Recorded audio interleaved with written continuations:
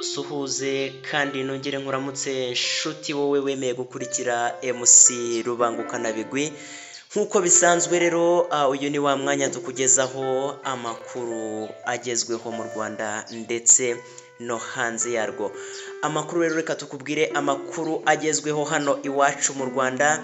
Reka tukubwire ko Sena y'u Rwanda yemeje Oda Gasinzigwa ku mwanya wa perezida wa komisiyo y'igihugu y'amatora na Kizito Habimana wagizwe visi perezida w'iyi komisiyo y'igihugu y'amatora. Hanemejwe kandi Fortune Nyiramadirida, Nicole Mutimukeye, Karine Umwari, Faustine Semanywa, Françoise Kabanda, Uwera Judith Mbabazi ku mwanya wa komiseri muri komisiyo y'igihugu y'amatora.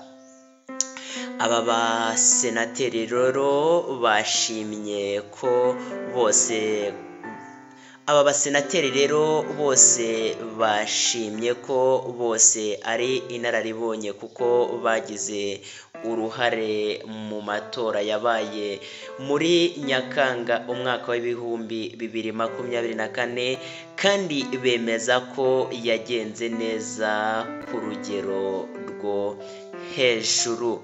Reka tubifurize inshingano nziza kandi Imana ikomeze ibayobore, bakomeze inshingano zabo neza kandi bajye bazisoza neza. Reka ngushimire wowe wemeye gukora subscribe, share ndetse na comment. Aya ni amakuru dukesha ikinyamakuru Igihe ndetse n'ibindi binyamakuru bigiye bitandukanye. Wowe komeza udukurikire kuri YouTube kandi udushyigikire. Imana ikomeze iguhe umugisha. Uyu ni wa mwanya tukugezaho amakuru meza agezweho iwacu mu Rwanda. Nimuhorane Imana. Rubangukana Bigwi nanjye mbakunda kubi.